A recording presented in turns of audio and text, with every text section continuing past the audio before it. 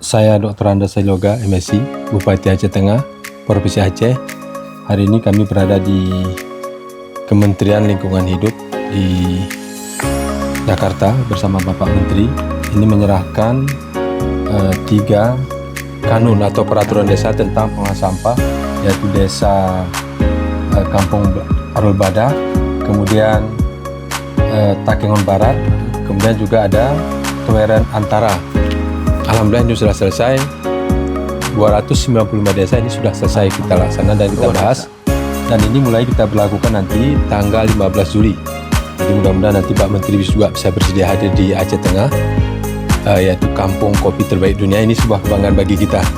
Ini mungkin laporan kami Pak Menteri. Mudah-mudahan Pak Menteri bisa kasih kepada teman-teman. Luar biasa upaya yang dilakukan oleh Bupati Aceh Tengah. Pemerintah pusat tentu akan dukung sepenuhnya upaya-upaya penanganan sampah di seluruh tanah air. Selamat dan sukses. Satu lagi yang ditambahkan Pak Menteri, ini kan penertiban sampah di Danau Utama. Juga para nelayan, ini alhamdulillah sekarang sudah mulai tertib.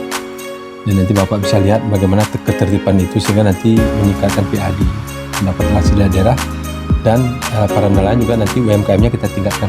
Luar biasa. Sukses selalu.